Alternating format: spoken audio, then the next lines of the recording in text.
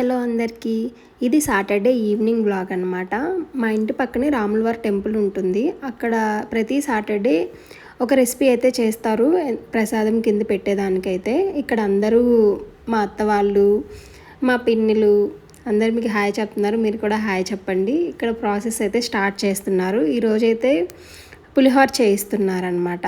నా previous mini vlogs చూసుంటే మీకు తెలుసు, నేను ఆల్రెడీ చెప్పాను కదా, మా పల్లెటూరులో ఇలాగే ఉంటుంది. అందరూ కలిసి చేస్తారు ఏ చిన్న పని అయినా సరే. ఫస్ట్ అయితే ఇక్కడ ఎసరు పెట్టేశారు. ఆయిల్ వేసి వాటర్లో కొంచెం పసుపు వేసి మరగబెడుతున్నారు అనమాట ఎసరు. ఇంకా ఇక్కడ మా అమ్మ అయితే పచ్చిమిర్చి కట్ చేస్తున్నారు. పిన్ని వాళ్ళు అయితే నిమ్మకాయ నుండి జ్యూస్ తీస్తున్నారు. పూరి వాళ్ళ మమ్మీ అయితే చింతపండు ప్యూరీ తీస్తుంది అనమాట. ఇక్కడ చూపించే అన్నీ మీకు తెలిసే ఉంటుంది. పల్లీలు, జీడిపప్పు, తాలింపు గింజలు పెట్టేదానికి ఆయిల్ అన్నీ మీకు ఆల్రెడీ తెలిసే ఉంటుంది. అందరూ అవే యూస్ చేస్తారు కదా. ఇలా ప్రతి సాటర్డే ఈవినింగ్ ప్రసాదం పెట్టేదానికి ఒక్కొక్క ఇంటి నుండి ఒక్కొక్కరు ఒక్కొక్క వారం చేయిస్తారనమాట. ఏదో ఒక రెసిపీ వచ్చేసి ప్రసాదం కింద పెట్టేదానికైతే. ఇంకా నెక్స్ట్ అయితే మనం ప్రాసెస్లోకి వెళ్ళిపోదాం.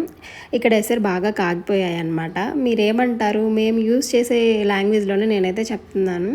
ఏమైనా మిస్టేక్స్ ఉంటే చెప్పండి, నేను కరెక్ట్ చేసుకుంటాను. ఇక్కడ కడిగి పెట్టిన రైస్ని ఎసరులోకి వేయడానికి స్ట్రైనర్ అయితే యూస్ చేస్తారు. దానివల్ల ఎక్స్ట్రా వాటర్ అయితే రాకుండా ఉంటుంది కదా, అప్పుడు కొంచెం పొడిపొడిలో ఆడుతుందంట రైస్ అయితే.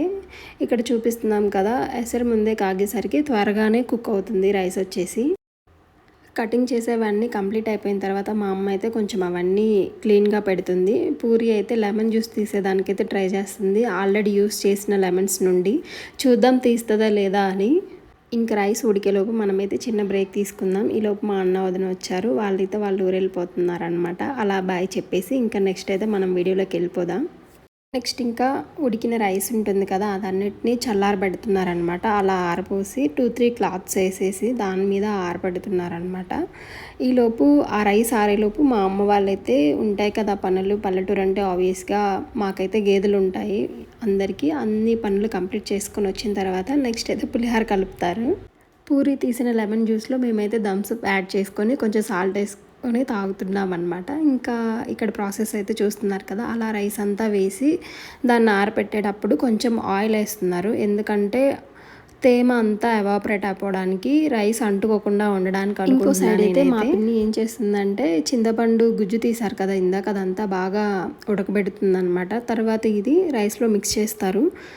ఇంకా రైస్ విషయానికి వస్తే అదంతా విడతీస్తున్నారు రైస్ని, దేనికి దానికే సపరేట్ అయ్యేదానికైతే. ఇంకా తర్వాత నేనైతే వ్లాగ్ షూట్ చేసుకుంటున్నాను. నేనైతే ఏం హెల్ప్ చేయలేదు. పాపం మా ఉమా అయితే అంతా బాగా హెల్ప్ చేసింది, వాళ్ళకి అందరికీ అందిస్తుంది. నేనైతే నాకు వీళ్ళు వీడియో తీసుకోవడానికి బాగా సపోర్ట్ చేశారు. వాళ్ళే చెప్తున్నారు, ఇలా చెప్పు, అలా చెప్పు, ఇలా తీయి, అలా తీయి, అన్నీ చెప్పు అని. అంతకుముందు కెమెరా షై అనే ఫీలింగ్ అందరికీ ఉండేది, కానీ రాను రాను నార్మల్ అయిపోయింది. I'm very happy for that. ఇంట్లో పనులన్నీ ముగించుకొని వచ్చేలోపు రైస్ అయితే ఆరిపోయింది. ఇంకా దానికి చిన్న చిన్న మోడిఫికేషన్స్ ఉంటాయి కదా, అంటే రైస్ అంటుకొని ఉంటే అవన్నీ విడదీస్తూ ఉన్నారు. ఈ పాటికే కొంచెం నైట్ అయిపోయింది, ఆల్మోస్ట్ 7 అయిపోయింది అనుకుంటా. అంటే అందరికీ పనులు ఉంటాయి కదా, అన్నీ కంప్లీట్ అయిన తర్వాత వచ్చారు.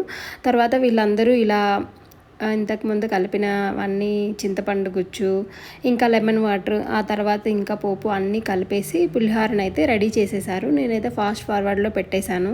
తక్కువ క్వాంటిటీలో పులిహోర చేయడం ఈజీయే, కానీ ఎక్కువ క్వాంటిటీలో చేయాలంటే కొంచెం ఆబ్వియస్గా వర్క్ ఉంటుంది కదా చేసేదానికైతే. ఇలా అందరూ కలిసి చేస్తే వాళ్ళకి బోర్ కొట్టదు, సరదాగా ఉంటుంది. సరదాగా కబుర్లు చెప్పుకుంటూ డెడికేషన్తో చేస్తారు, అది కూడా చెప్తున్నాను. ప్రిపేర్ చేయడం కంప్లీట్ అయిపోయిన తర్వాత కొంచెం అయితే పక్కకు తీసి పెడతారు నైవేద్యం పెట్టేదానికైతే. ఇంకా నైవేద్యం భజన అంతా కంప్లీట్ అయిన తర్వాత అందరికీ పెట్టాలి కదా, దానికోసమైతే టేస్ట్ చూస్తున్నాం అనమాట. ఆబ్వియస్గా ప్రసాదం అంటే టేస్ట్ అదిరిపోతుంది అనమాట. నాకైతే చాలా బాగా నచ్చింది. ఇంకా దాన్నంతా ఒక డేషన్లోకి సర్వ్ చేసి అందరూ స్నానం చేసేసి దేవుడి దగ్గర చక్కగా భజనలు చేసి అంతా అయిపోయిన తర్వాత మంగళహారతి ఇచ్చిన తర్వాత నైవేద్యం అయితే సర్వ్ చేస్తారు. ఇంకా దీంతో పాటు పానకం ఉంటుంది కదా, అది కూడా కలిపారు. చాలా బాగుంది టేస్ట్ అయితే. ప్రసాదం కోసం ఏం చేసినా చాలా బాగా కుదురుతాయి కదా. చూసారు కదా, ఇది ఫైనల్ అవుట్పుట్ అనమాట. పులిహోర వచ్చేసరికి చూస్తుంటే చాలా డెలిషియస్గా కూడా ఉంది కదా. ఇంకా చెప్పాను కదా, ఇదిగోండి ఇదే పానకం కలిపే వీడియో అయితే. నేను కంప్లీట్గా ఇదైతే షూట్ చేయలేదు, కానీ దీంట్లో అందులోకి ఇలాచి కొంచెం మిరియాలు కూడా వేశారు. చాలా బాగుంది టేస్ట్ అయితే. రాముల వారికి భజన అయిపోయిన తర్వాత మంగళహారతి ఇచ్చేసి అందరికీ అయితే పెట్టేస్తారు ప్రసాదం వచ్చేసి.